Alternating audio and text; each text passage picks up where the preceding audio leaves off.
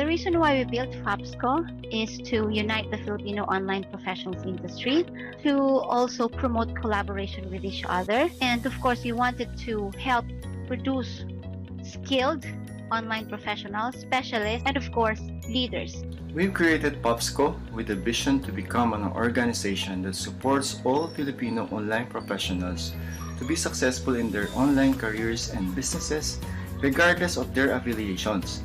I joined FAPSCO because as an online professional who's working at the comfort of my home, I needed other individual can share with me on this freelancing journey. The reason why we have built the Filipino Online Professional Service Cooperative is to help 𝙊𝙬 graduates, aspirant freelancers, and this is also to help them develop, explore, and acquire new skills when it comes to online professional industry. Ang paglambo o kalampusan sa usa ka organisasyon nagadepende sa kalidad sa mga miyembro o mga lideres niini. Ang FAPSCO dili lang adunay maanindot kayo nga advokasya o misyon na matabangan kitang tanang mga online professionals na magkahiusa, mulambo o mutubo kita sa atong pagpanarbaho o pagnegosyo online. FAPSCO for me is a digital opportunity for me to develop and share my skills. I joined FAPSCO as one of the founding members because I knew FAPSCO is going to be backed by other veteran online professionals and freelancers, thereby having an experienced, solid, and passionate founding members that we have today. I joined FAPSCO because the vision of the co-op aligns with my personal vision to provide much-needed support to online professionals nationwide. I joined FAPSCO because the people that I've met have the same values, mission, and vision as mine, and that is to provide assistance, pre-training, and coaching to those who wants to jumpstart their career as a freelancer. I joined the FAPSCO community because it promotes collaboration instead of competition. I joined FAPSCO because this is a group with a helping hand. I wanted to be part of an organization that would be a pioneer group of individuals who will be working to promote online freelance.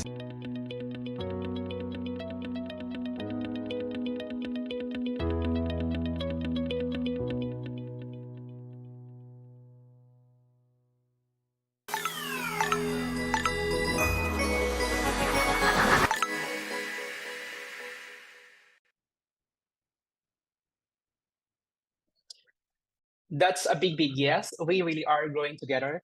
Hello world, hello Pilipinas, Luzon, Visayas, Mindanao. I'm Dennis B. Pagyo, and I'll be your moderator for tonight. Miss Sydney, Miss Celeste, Miss Charmaine, kung nasaan man kayo, join na kayo. So by the way, this virtual training program is tailored for our FAPSCO members, 𝙊𝙬 graduates, and aspiring online professionals who want to develop, upskill, and explore more about the online freelancing industry. And of course, this is a collaboration with FAPSCO Media and the Filipino Online Professional Service Cooperative. Let me just remind you of our house rule. If you are watching right now, please type in sa chat box kung saan kang lupalop ng Pilipinas. So please kindly put your phone on silence mode, mute unnecessary noise that can interfere our session, and seeking for your active participation, especially to our live audience. So pakitype kung kumusta yung location nyo dyan. I hope everyone is safe.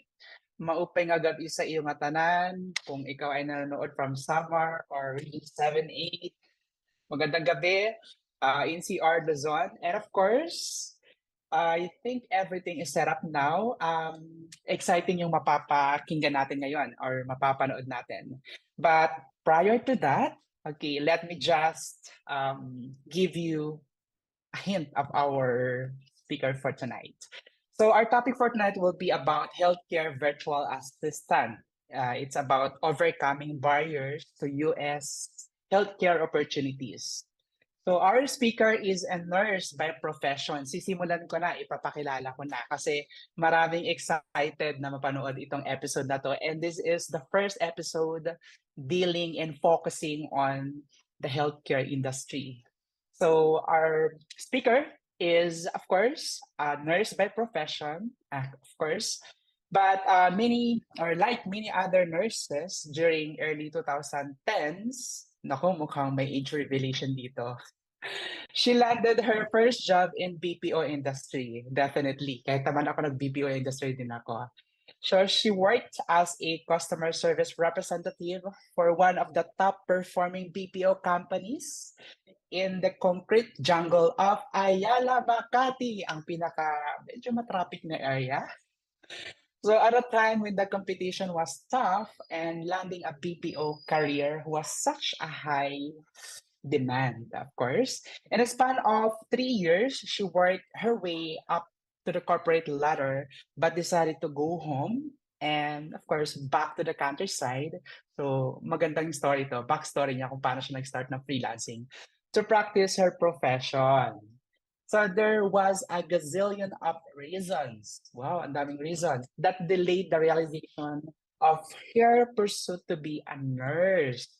But the biggest turning point was when Haiyan, okay, the strongest typhoon, okay, to hit landmass affected the province of, I think, Tacloban to or Leyte. So magkasama. She believes it was the fate, okay, that already decided being a hospital nurse wasn't for her. So at the height of the emergency, okay, or emergency quick response, so volunteer doctors and nurses needed a translator to assist and were given the opportunity to be involved and be invited. Okay, let me just admit my partner. She is joining right now. And going back, after the program, okay, when the project was about to end, she got another invitation to be a medical sales representative. So andun yung calling niya, profession niya, and at the same time, ito din yung naging industry to lead or to focus on. So everything was going well, but destiny played a trick on her. Wow, may konting twist. So she was racking sales and managing a business, small business, and of course traveling a lot with her beloved grandmother. And then nagkasakit din yung kayong grandmother, but of course she has to quit her job. Daming story, but I like this. So nag-close yung business and then end her travels as well. So sounds unfortunate, right? But looking back, okay, she still feels grateful because this is what leads her to freelance and to become a healthcare virtual assistant. So mga ka-Pops Lancers and scholars of Digital Jobs PH program, if you are watching right now, let's join Gigi as she shares about overcoming barriers to US healthcare opportunities. So wag na nating patagalin. Let's give the floor. But prior to that, hi Miss Sydney, magandang gabi. Okay, batiin naman natin yung mga nanood. Sydney is one of the moderators for tonight. Go ahead, partner. Hello, Pops Lancers. Good evening. Good Matagal ako evening. nawala, but I'm back today. Thank you, Sir Dennis, again. And hello, Miss Gigi. Welcome po. Welcome, Miss Sydney, and let's take the floor and give it to Miss Gigi. Magandang gabi. Maupay gabi sa imo, Gigi. Maupay nga gabi. Nga gabi ho sa mga Bisaya, sa mga waray-waray, mga taga-Visayas and Mindanao that are watching right now. And just so you know, marami na din pong mga freelancers who are now trying to thrive in the countryside in Visayas and Mindanao. Although the barriers of infrastructure is still a challenge. We still need a good internet access in the countryside, but at least it's now moving. I know that it's improving. Actually, before I left Leyte, may PLDT fiber na to. Shout out. Thank you so much.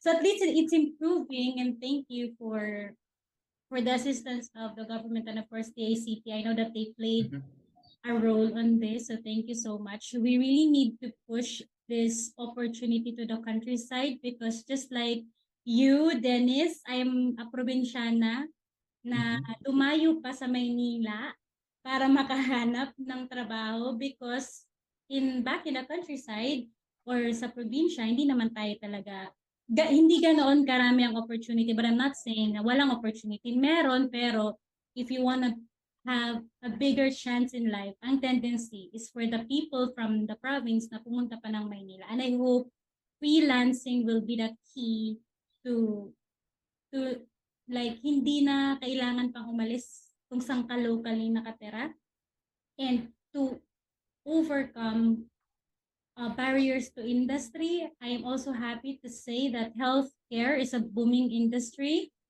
in the outsourcing sector and in the remote staffing sector as well. That's why when I was invited to be a speaker here in POPSCO, I did not hesitate to say yes, although I just like to give a disclaimer that this lady is not an expert in the healthcare virtual assistance industry. In fact, there's already an agency or a company that spearheaded this industry here in the Philippines, and I respect them so much.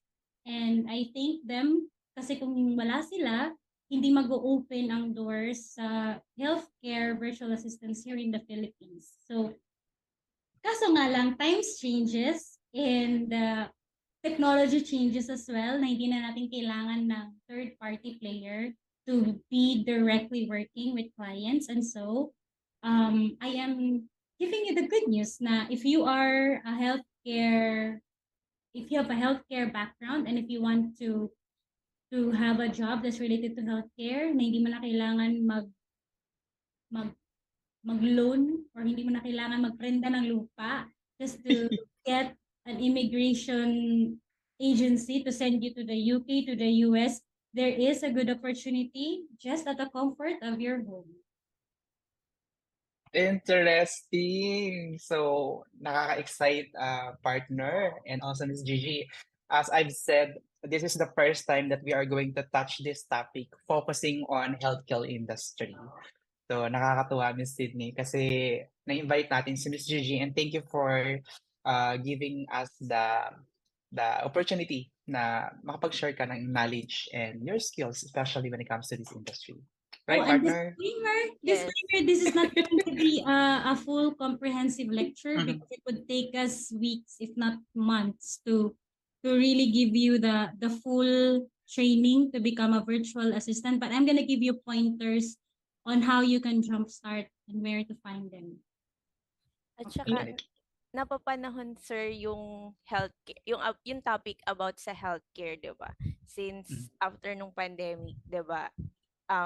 Marami talaga nag-focus sa healthcare industry. So talagang maganda yung topic natin tonight. Yes, and Perfect. also after the pandemic, the industry not only in the US but also worldwide, they realized that there really have to be an alternative rather than the in-person consultation because ang hirap mag-consulta ng marami kang suot, hazmat suit, marami kang barriers just to be able to have a medical consultation safely. So the safe virtual consultation was born. And so the healthcare industry or opportunity for all over the world, for anyone who wants to work as a healthcare virtual assistant was also born. And in fact, it's growing in a rapid pace kasi hindi na lang yung online consultation with the physical clinic. There's also a rise in the born of mobile clinics in the US that also needs mobile remote staffing. Okay. Definitely. Okay, so if you have something to share, go ahead, Miss Gigi. Let's start this healthcare virtual assistant kasi excited na yung ating mga audience. Okay. Talaga ba?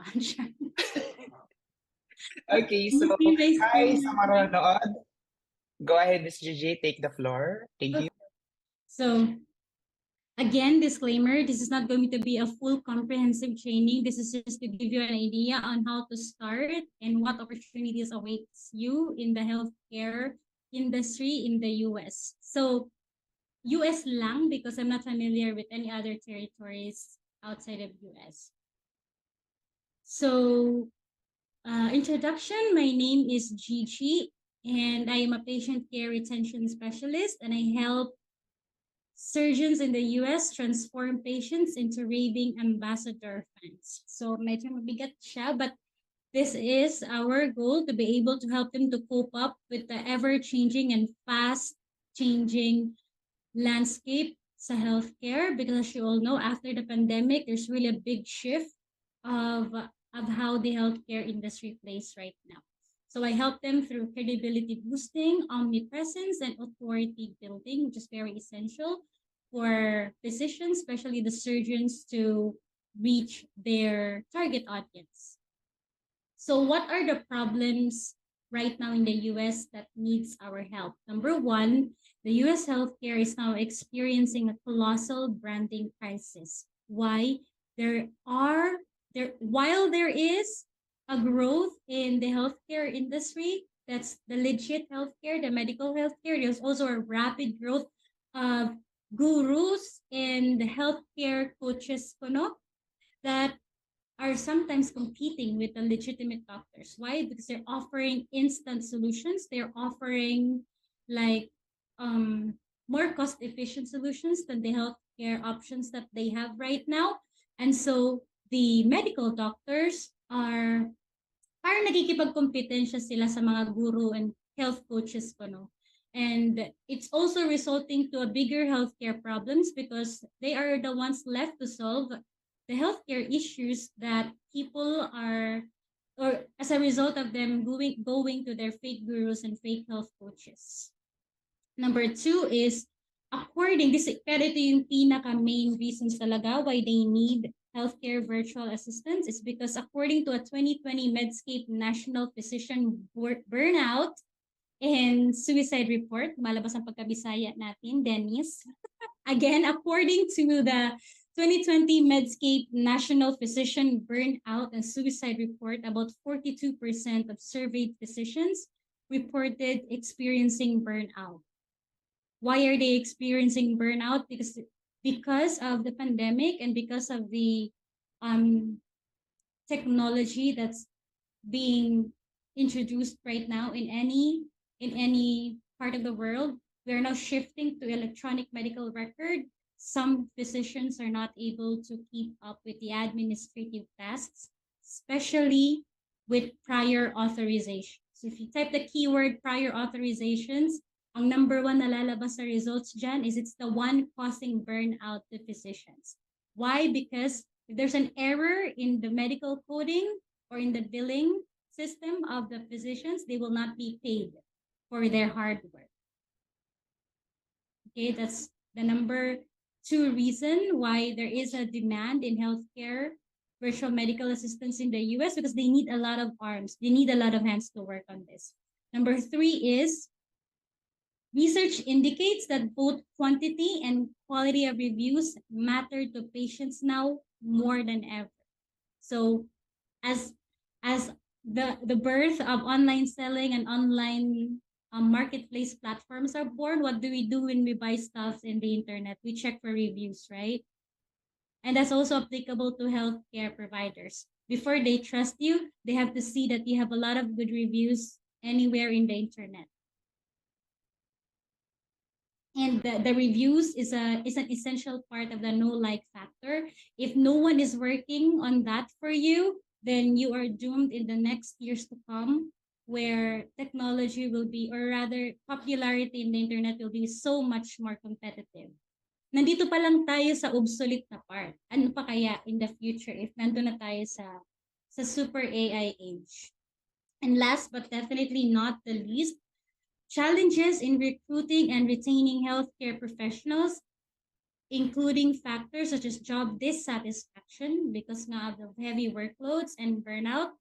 So, kung tayo sa Pilipinas nagkakaroon ng shortage sa healthcare workers, can you imagine how the shortage is in the US right now? So, kahit anong pwedeng i-virtual, bini-virtual na nila ngayon because they really have a shortage in manpower. As a matter of fact, because of that shortage, if you heard about, there was a huge there was a huge TAFA, like 70,000 US registered nurses were found out to be fake in one state alone, just to keep up with the loss of human resources. That's how they badly need people. Kaya kung dati tayong nagbabayad para lang makatrabaho sa US, now they're very aggressive in sending people out. They're even gonna pay for you just to take contracts. And while I'm saying that it's a good opportunity, I want you to think twice, because when you go there, there's a different kind of challenges that you will also face. And I'm not discouraging anyone to go and leave the Philippines, but that's the reality. Hindi po mura ang bahay sa US, hindi po mura ang sasakyan sa US. So it's up to you if you want to take on the chance. If it's a lifelong dream, why not? If it's a parang goal na matagal mo nang gustong mangyari sa buhay mo, why not? But don't think that when you come in the US, you will be experiencing the milk and honey the US milk and honey na the American dream. It's a different kind of thing. So that's why I'm so happy that they've opened doors for virtual help or for virtual remote staffing, because hindi natin kailangan umalis. I know personally know someone that lend their land, like 500,000 para lang makalabas. Kung wala kang 500,000, hindi ka makakalabas. So what are the solutions that they need from us? So we need to help them identify opportunities in the current branding strategy and develop a new strategy that will resonate with patients and differentiate them from competitors. So obviously, you can see doctors in TikTok now, you can see doctors in Facebook right now, because this is the way, this is the only way. And if a doctor in the US or even in the Philippines thinks that ang corny naman ng YouTube, ang corny naman ng Facebook, ang corny ng TikTok, well, wait until the day that you're the only one who's not in TikTok and magugulat, or wag ka magtaka pag nilangaw ang clinic mo one day if you're not yet in social media. Second problem or second solution that they need from us, they need to set up and assign a dedicated staff to manage customer reputation or patient reputation software to improve their patient experience. Because yung review, hindi lang naman yan siya for review. They also need reviews for them to improve their services. So if no one is taking care of that, no one is watching what the patients are talking about them, they will not be able to improve. And little did you know, yun nga, nilalangaw na clinic mo. And you will be, the game or the strategy of the game is no longer who's the best. You could be the best doctor, but if you don't have a good patient reputation strategy and you don't have a good marketing strategy, you will be left behind by the novice. That's the reality. Third solution that they need from us, they need someone to audit their current internal workflow based on the patient journey. Again, the landscape is changing, technology is evolving, and if you're still stuck in the conventional way of serving patients and no one is working on finding out new technology, new solutions to better your services, then you will be really left behind. Fourth solution that they need from us is to ensure visibility where your target audience is, so we don't waste our marketing budget on segments that are less dense. So I got a parang objection from someone like, hindi nila kailangan daw ng social media because when you get sick, you don't check Facebook. Well, when you are sick, you don't check Facebook, but every time you're in Facebook, you see your feeds, right? Now, if I am sick and I know Dr. Mike, why will I go somewhere else? I know Dr. Mike. And I know Dr. Mike is a good doctor because I can see his posts, I can see his valuable contents online. I know that he can help me. Anong magaling ka kung hindi ka naman nakikita? Diba? And one thing that I realized, if we help doctors have omnipresence, kahit emergency, if I type nearby doctors, and if you're mapped in Google, I can easily find you. Right? So, yeah, they need us more than ever. So if you're interested, what now? So I understand that you might be a little bit apprehensive right now because you don't have a medical background, you don't have a healthcare background. Well, while a college degree or a diploma can be beneficial for certain roles within the healthcare industry, there are also skills that can be developed through training and experience. And I will vet my reputation on that. I know many people who have been successful in healthcare virtual assistants that has no healthcare background. Walang healthcare background. So why will you not succeed if you have a healthcare background? But of course, there are technical skills that needs training, like you need knowledge in medical coding systems. You need to have familiarity with the coding systems, such as the ICD, 10, CM, and CPT. This is so technical. I don't want you to focus on that. You have to understand medical terminologies as well, because how will you understand the language of your doctor if you have no understanding of medical terminologies? For soft skills, because you're dealing with life, you really need to have good attention to detail, good communication skills, because as a healthcare virtual assistant, you are a collaborator. You are the one sending messages to people, internal and external. You have to have analytical skills. You have to make sense of everything, basically. So, hindi porket sinabi ng doctor na gawin mo to, gawin mo yan. Wait lang, doc, I think there's something off. You have to have that guts to really discuss with your provider.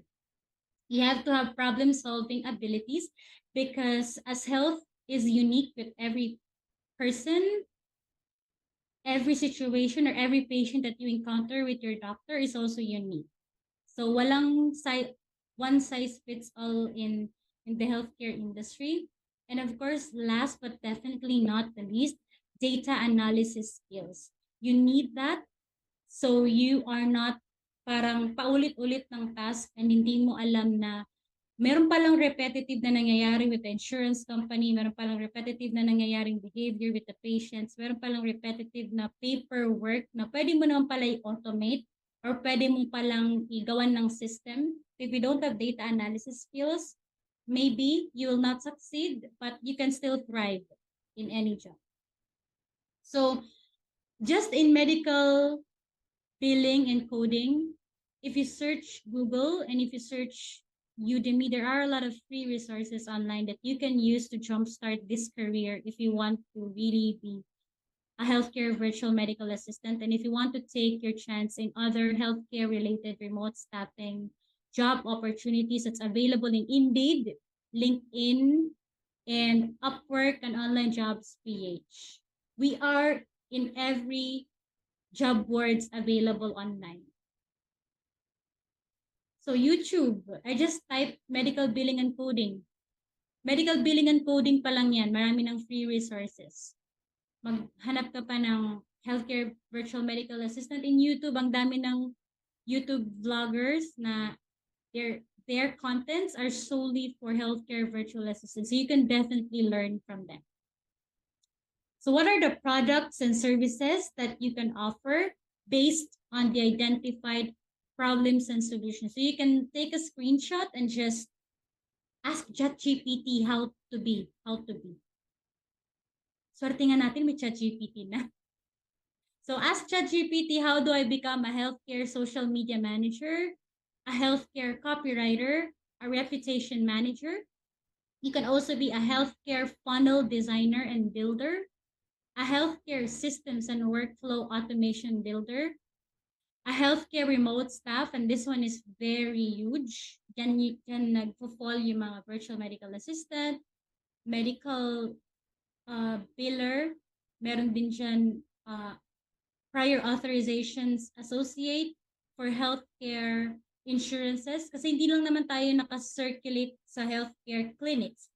Healthcare insurances also need someone to review for them. Actually, ang nag-a-approve or nagdi-disapprove ng mga processes ng doktor, nurses sa Pilipinas.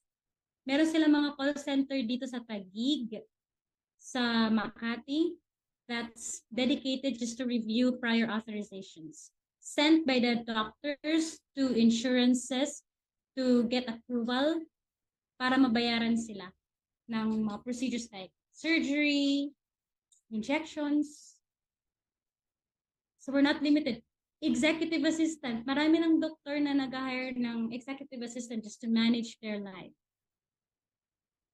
Appointments, flights, because sometimes they fly to attend conventions, to manage your lunch, kahit lunch. Ako dati nag-manage ako ng lunch ng doktor. So what are the strengths of the Filipino healthcare virtual assistant? Of course, in any job, Filipinos are known to be reliable. We are known to have a good command in the English language, both written and in oral. And of course, the education. I don't see any country, and I'm biased on this, that has a good training in healthcare. Only the Philippines. Kaya favorite ang mga Pilipino na nurses. Kasi ang education sa Philippines is not strictly, or it's not focused on the theoretical aspect. Ang training dito talaga sa Pilipinas, you will be taught compassion, you will be taught to really care for your patients.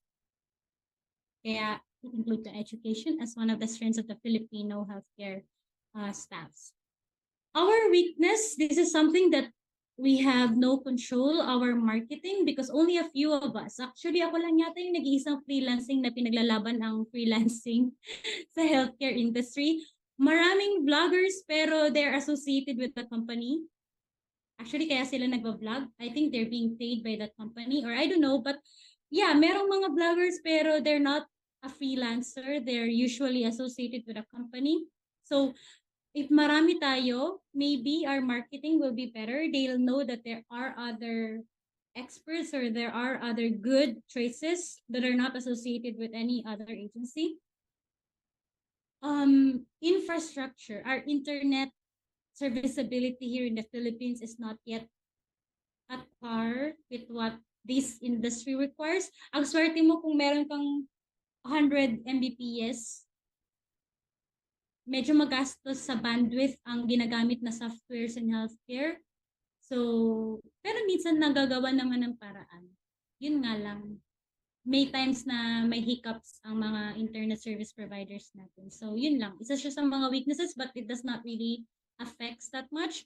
And last, but definitely not the least, the limiting belief of a lot of Filipino freelancers and a lot of Filipinos na I can't do this, because of that. Maraming competition, I can compete with the agency. Well, guess what? Ay hindi po ako nag-apply. Kaya po ako naging healthcare virtual assistant is because of connections that I built in the freelancing industry. So you don't have to be an expert, or you don't have to be famous. All you have to do is to really widen your network, because in freelancing, it's true that your net worth is your network. Why are there opportunities in healthcare? Because number one, sinabi ko na kanina, Filipinos are the preferred staff, either in person or virtual. We are the preferred country.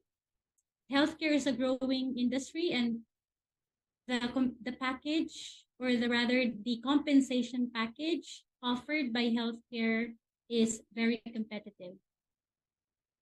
Actually, in one agency, I know that they can be paid as low as like 50K a month, and they can go as high as 80K, depende pa if generous si client.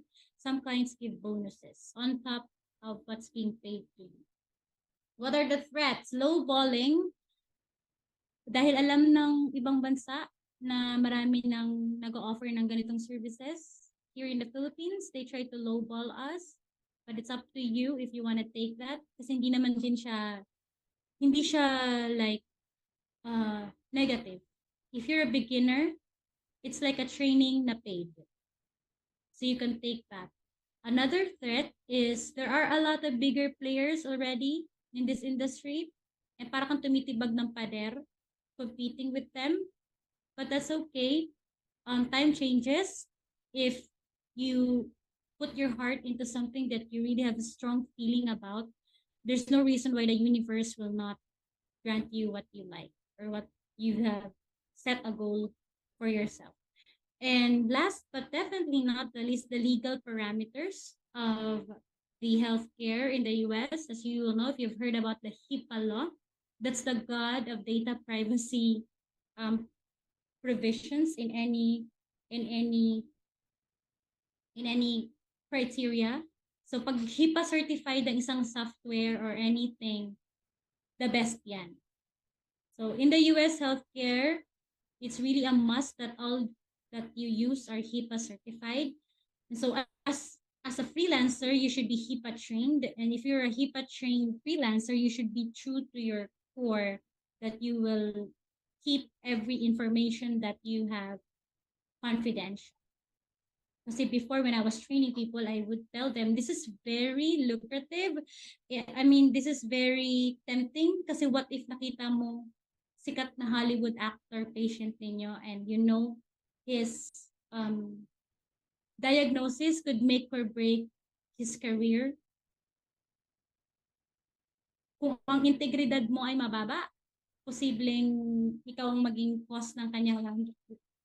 Pero malayong usapan na yun. What I'm trying to say is there's really a lot of integrity required in working in healthcare for legal purposes. So what are the things that you should be ready when you decide to dive into the healthcare industry? These are common objections by clients. Number one is language barrier. So you have to prepare and to present yourself that you are someone that they can rely on when it comes to communication, both in verbal and in written. It's really essential. So if English is not your cup of tea, this may not be for you because our clients are in the US and these are doctors. So needless to say, matatalinong tao. So you have to be able to talk in their level. And another objection is a security risk. You have to assure them that you will be working alone in an office space, just like mine. No one will overhear what you and the doctor and the patient will be discussed in an office visit or in any process note that you will be completing for the doctor. Another objection is cultural differences. Because there is a lot of parang self-explanatory.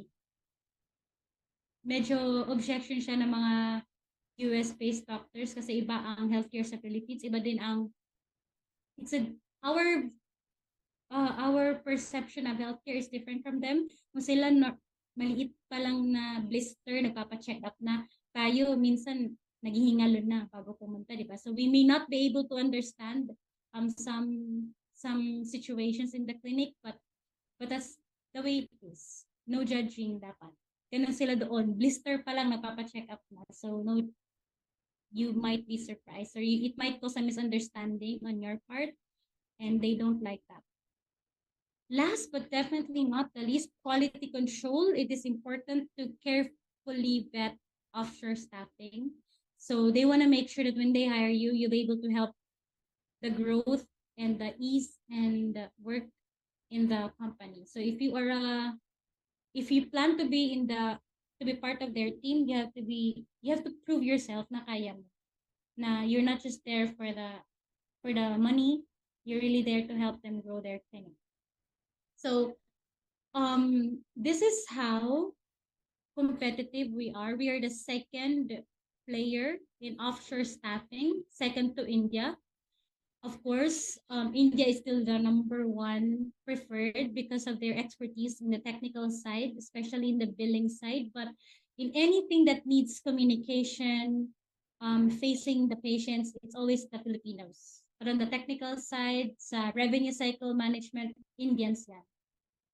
Most of the jobs that they need from remote staff are medical coders, transcriptions, data entry, customer service, or phone operators, people that answers phone calls, medical billing, and medical record management. Dito, number 1 ang India talaga, medical record management. So if you're ready to implement, I'd like you to start as soon as possible because the best time to plant a tree was 20 years ago. And the second best time to start is now. So don't overthink. If you feel that this is something that will work for you, start. Wala namang nagumpisang perfect na nagumpisang magaling agad. You always have to start. Hindi mo kailangan maging eksperto para magsimula, pero kailangan mo magsimula para maging expert. Next is profile optimization. You have to let them know that you can do the job. So it has to be visible in your social medias, in your job profiles, in the job boards. Because according to a guru, a well-optimized profile can help you land a dream job, find your soulmate, or simply connect with more people. So in optimizing your profile, I just have a few tips. Use keywords that are relevant to your industry or interest. So in the healthcare industry, we don't say customers, but we say patients because that's what they serve. Okay? Write a clear and concise summary of your skills and experiences. So if you're a nurse, if you had an experience, kaya kanina nung binabasa or kinikwento ni Dennis yung aking experience, natatawa ako kasi how funny life can be. I am a nurse by profession, pero yung mga napagdaanan kong trabaho, hindi ko ina-expect that it would lead me here. And I can leverage all those experiences to be able to serve my clients. So, pero kukorek ko lang na medyo very, very light. After ko pong nag-work as a translator for medical doctors that are based in the US and nurses that are based in the US when they came in the Philippines to help us in the emergency response, ang next ko pong naging job is not the medical sales na job. It's actually a water and sanitation and hygiene program by UNICEF, implemented by our NGO, which is Relief International. So what we did was to help, parang persuade, not really persuade, but to let people understand the value of water, sanitation, and hygiene to prevent diseases, to help the economy.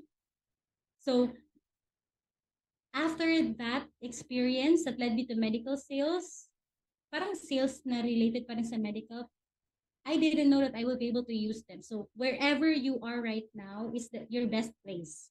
Tandaan mo yan. Kahit nung nagkasakit ang lola ko that I have to resign after I become a medical sales representative, I didn't know that while I was taking care of her, I was reviewing systems of the body para maalagaan ko siya. I didn't know that I was being prepared.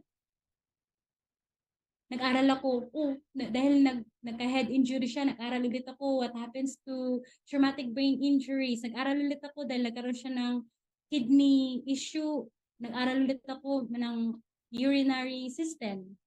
Yung hindi mo alam, yung nangyayari sa buhay mo ngayon will just lead you to somewhere na pinaprepare ka lang pala ni Lord. So, use all of that experience to prove to your future clients that you can help them. I always tell that story. Why? Because I know that that story will help me sell myself. Upload a professional headshot. Because again, you're dealing with professional doctors. You have to use if you have to use a platform, make sure that that platform will serve you, not ipapahamak ka. So, kung photo pa lang medyo off na, and I see other candidates that has a better headshot, then maybe yun ang maging reason to not to consider you. Get recommendations from colleagues or friends. That's why I say your net worth is your net worth. Always have that good relationship with anyone. Don't burn bridges. While freelancing is a small world, healthcare freelancing is also a very small world. So just one wrong move will really put you into trouble. Connect to potential clients as soon as you can. So they're everywhere. They're in LinkedIn, they're in Yelp, they're in Google reviews, they're also in Facebook, and they're also in TikTok.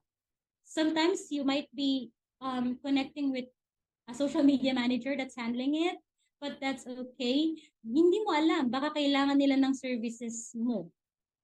So just do what you can, whatever float your boat, just to be able to connect with them. And numbers conversion. This is still a numbers game. Huwag kang mawala ng pag-asa kung nakakadalawang reach out ka pa lang, nakakatatlong reach out ka pa lang, hindi ka natatanggap. According to marketers and sales strategists, ang acceptable na limit or ang acceptable na result is 2 to 5%. You'll be able to convert. So if you're just reaching out to 10 people, tapos umiiyak ka na, hello. So if you want one client, you have to reach out to at least 20 to 50 or more. Kasi yung nire-reach out mo na 20 or 50, na-nurture mo pa yan. Hindi naman yan magtitiwala porket lumapit ka sa kanila. Hi, I'm a patient retention specialist. Ganito, ganyan. I can help you. Hindi naman yan, okay, I trust you. Siyempre, isa-stock ka pa niyan. Mag-observe pa yan sa mga contents na ginagawa mo online if you're really something that, if you're really someone that can help them. Yun lang. Thank you so much. I hope I was able to help you guys decide if you want to be in this industry. Definitely. Ako actually, na-tickle yung aking interest since just to share for everyone who is actually watching right now, nag-work ako sa pharmacy industry for 5 years. And then nabanggit mo kanina, Miss Gigi, na even if you don't have experience or medical field talaga na work, as long as you have those qualities or soft skills that you have mentioned, since meron naman nakapasok na ganyan, then you can be a healthcare virtual assistant. Do you want as me to long... increase that interest? How? Sabi ko pa lang ng prior authorization kanina. Did you know that even medications has to go through that prior authorization request? And usually, ang nag-approve ng prior authorizations are pharmacists in the food. Yeah. Oh gosh. So I'm kind of interested. But anyway, thank you for sharing. Actually, na-enjoy ko yung sharing mo. Nakaka-encourage talaga. But I would like to have this question lang, Miss G, if it's okay. Question.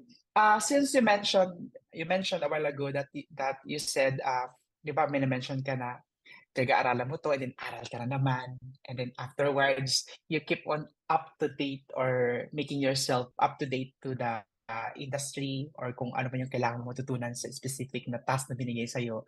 But my question would be, how do you stay up to date with the latest developments or doon sa mga specific or details na kailangan mong alamin or trends in your field? Paano ka nagkakaroon ng update sa mga yun? Can you share saan ka nag-aaral or where do you get those information or paano mo kini-keep up to date yung sarili mo sa ganyang industry? Nice question. Actually, marami nang available na sources online. But ako specifically, I follow mga medical, financial newsletters that really talks about the business side of healthcare. Kasi feeling ko it would make more sense if I speak to clients on the business side rather than visibility, social media, blah, blah, blah. They won't really understand it eh. But if I know na this is how the marketing right now works, these are the population that's using the internet right now, and they are in this platform. And according to a study, this is how they spend their money. So if you want to be in the face or in the doors of this target audience, you have to be in this platform. So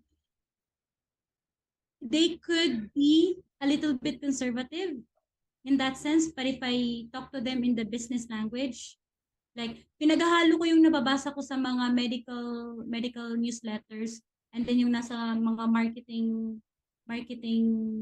platforms para maintindihan nila na there's also a science in this. This is not just mag-upload lang ako sa TikTok ng walang ka sense tapos they can do magic on me. wala. I have to make sense of everything that I say to them in the most parang digestible na ano sa kanila. Kasi pera business. Ano. Yeah, definitely. Okay, so nakakatuwa naman. But anyway, batiin muna natin yung mga nanonood kasi they really are interested and focusing on our talk. So we have G. De La Cruz. Hi, Gigi. Magandang gabi daw. Interesting yung topic tonight. We also have Sir Gilbert from Leyte. I think Tacloban. Doon ako or na-meet ko na tong mga to. Also, Miss Avic said, interesting yung Gigi, topic. magandang gabi. Maupay gabi sa imo, Gigi. Maupay nga gabi. Magandang gabi ang mga... Okay, so yeah, let's just continue. I heard my voice. Ang weird. Ako din na siya. Okay lang yan. But we also have Sir Christian. Hi, Christian Mark. Sabi niya, alam ko yung pharmacy na yan. So they really are into the communication, yung intensity ng communication natin when it comes to our private, not private, but our comment section sa live. So if you have some comments or takeaways sa ating audience, type nyo lang dyan and let's just move along with our question and answer. So type nyo lang pag may question kayo and then let's go and move to my partner. Partner, maybe you have question, follow-up question para sa ating resource person kayo and then Go ahead. go and Yes po. move to my partner. Partner, maybe you have question, follow-up. Okay, go ahead. Yeah, napapakinggan ko pa din kasi sir yung kanyang boses. Ang saya, di ba? Yeah. Anyway, Miss Gigi, kita naman kanina talaga yung pagiging resourceful nyo kasi 'di ba? Nagbigay kayo ng screenshots nung mga resources kung saan kayo nakakakuha ng mga knowledge nyo po. And yun naman pong question ko is related dun sa ipinakita nyo kanina sa slide about the security issue regarding your work po. So how do you handle po yun? And 'di ba po marami talaga ngayong security breaches issue na nangyayari. So paano po nyo po yun hinahandle sa inyong industry?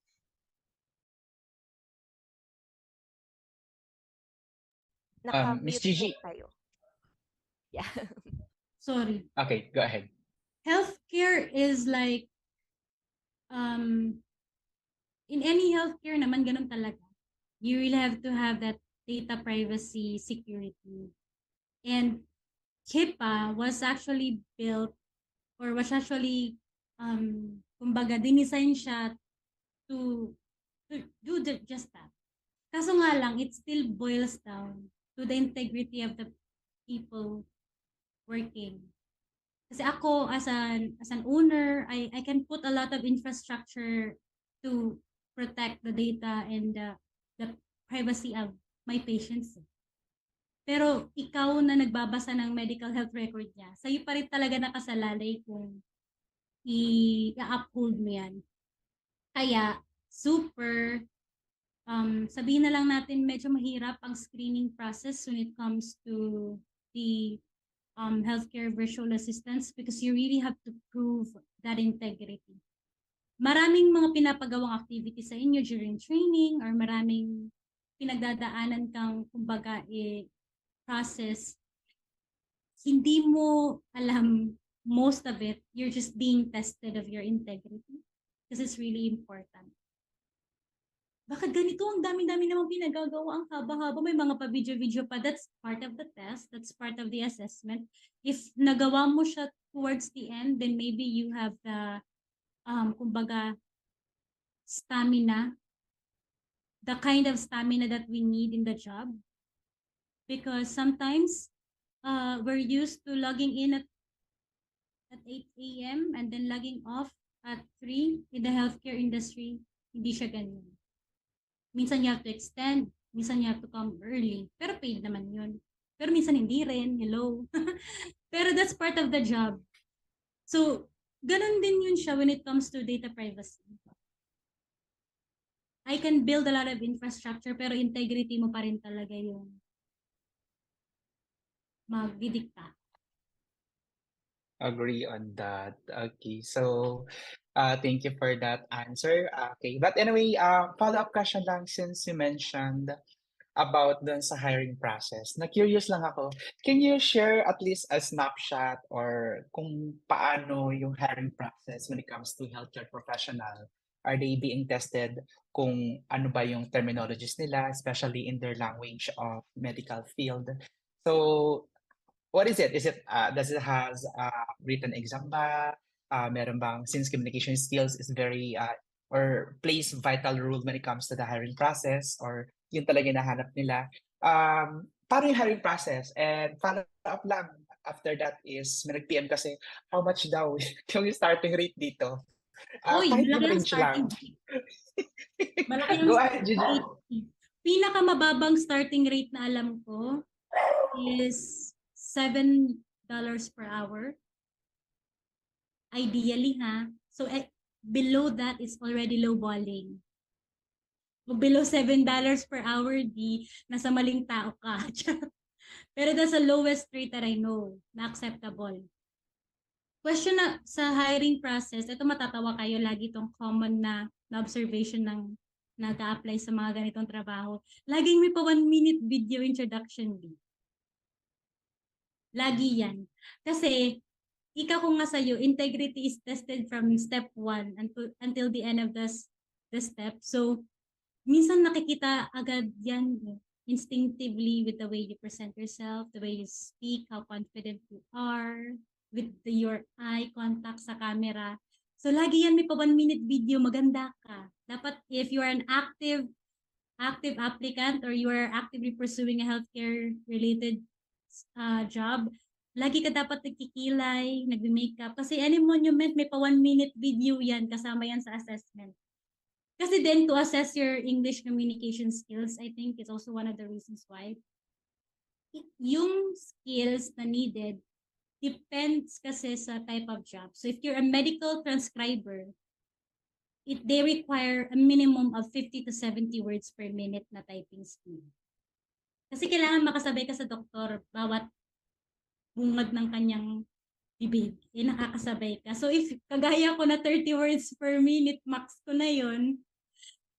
Ang regular ko ay 17 words per minute. Hindi ako matatanggap pa sa medical transcriber, B.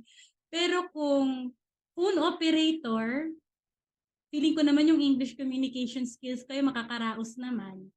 So, pwede ako sa phone operation, pwede ako sa scheduling. If you have attention to details, pwede ka as a new patient intake coordinator. They're the ones that speak with new patients kasi medyo madugo ang new patient intake. Maraming kailangan na data na kailangan hindi mo ma-miss. So, depende siya. As a medical biller, of course, hindi ka na nila kailangan i-train sa medical billing, sa coding. Pero kung they accept new hire or rather entry level na wala pang ka-idea about billing, kailangan matindi ka sa memorization. Although meron ka namang kodigo niyan, kasi posible namang ma-memorize mo ang codes ng bawat diagnosis, codes ng bawat medical terminologies, may kodigo kayo, pero it really pays kung medyo memorize mo na ng kaunti, may idea ka na pagdating sa ganitong sakit, itong code yan. Kasi ang dami niyan, hundreds yan. Bawat diagnosis, sub-diagnosis, iba-ibang code. Na mali ka ng pasa sa payer na insurance, canceled. So, I'll give you an example, yung doktor namin, isang operasyon nun, pwede kami makasingil ng $200,000. Pag mali ang coding B, wala yun.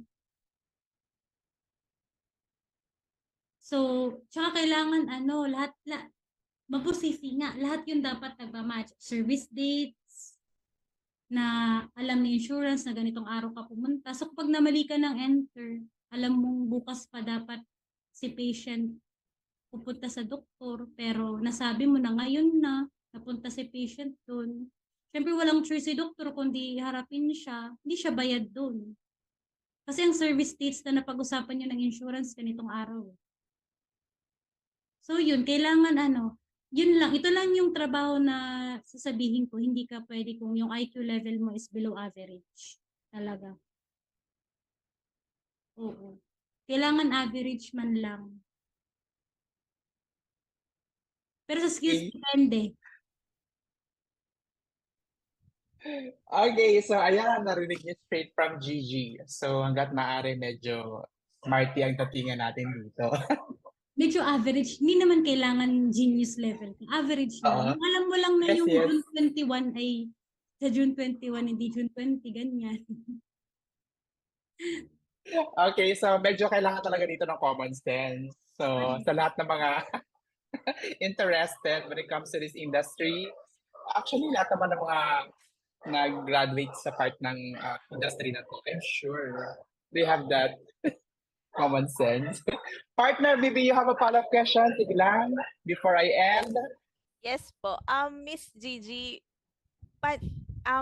HIPAA certified po kayo. Paano po kayo naging HIPAA certified? Organic sa company namin, may training kami ng HIPAA training. Oh, okay. Wow. Kailangan mo lang ng parang kailangan na pumasa. 95% ang passing rate. Oh. So, Taas, no? Taas. So, if ever may interested sa kanila, need ng 95%. Pero madali lang yun kasi common sense nga lang naman yun. Hindi mo lang talaga dapat i-share. Gusto ko yan. Kaso nga, pag sa actual na work, depende na talaga sa'yo. Pero hindi naman siya, while you're working, hindi ka naman na magkaka-time na, sila na ganyan.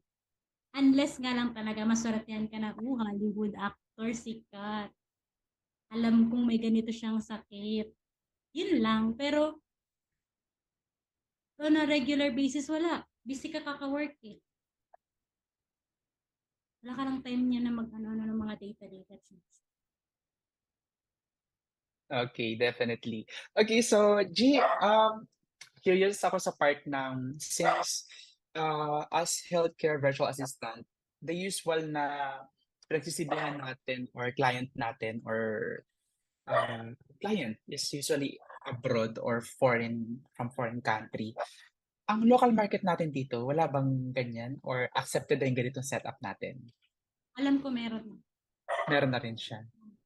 Okay. So, ang worry nga lang natin is baka low baller or hindi naman? Well, Philippines na rin.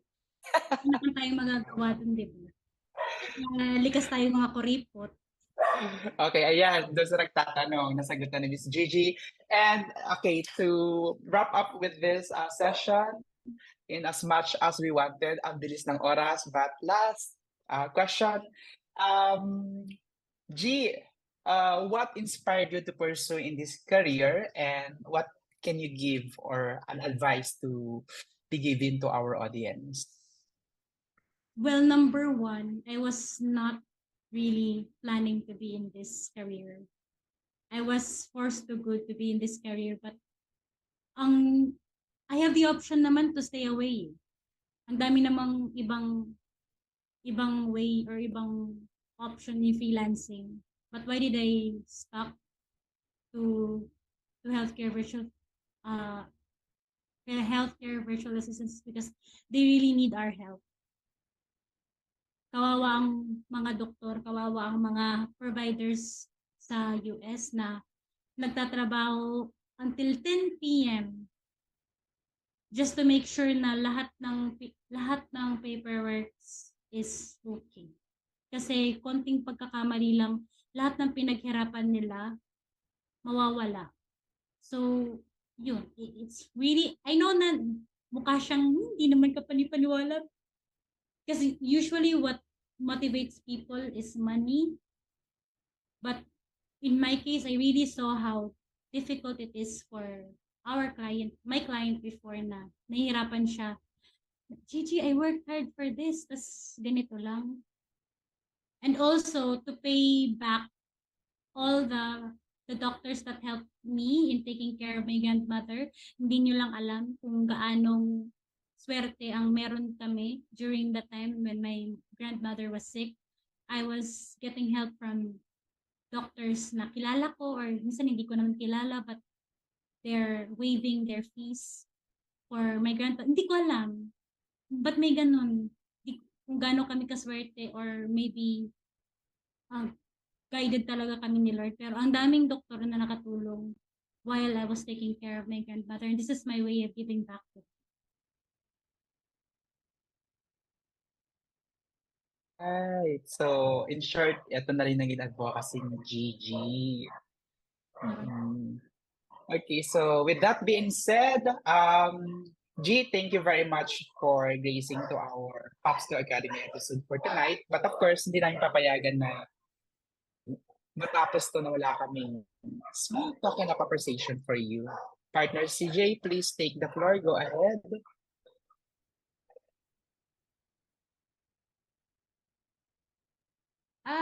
Thank you. Certificate of appreciation is hereby awarded to Miss Gigi Dahab for being a resource person on the webinar session entitled Healthcare Virtual Assistant. So, ikaw yung aming resource person for tonight. So, initiated by Filipino Online Professional Service Cooperative, signed today. And of course, this being signed by our chairperson and yours truly, Dennis Baguio. Maraming salamat, and we are going to send this to your email. Go ahead, partner. Thank you, partner CJ. Yes, Miss Gigi, invite nyo na po ang ating audience para po if ever may follow-up questions pa sila or interested sila sa pagiging healthcare BA, ay madali po nila kayong makontak. Follow me na lang po on my socials. Kanina na-post ko naman siya. Ako lang po yung nag-iisang Gigi Digmandahab sa Facebook at sa LinkedIn. Kasi mayat-maya din po kapag may nare-receive job opportunities na hindi ko na kaya. Like, ito lang very recently may napapahanap ng mga nurse quality assurance specialist. Nakapost po siya sa Facebook ko. Hindi ko na po siya kaya dahil overloaded ako ngayon. So, sinishare ko po yung mga opportunities na yon sa iba na interested. So, upo, ganyan. Ba't ka na? Yan.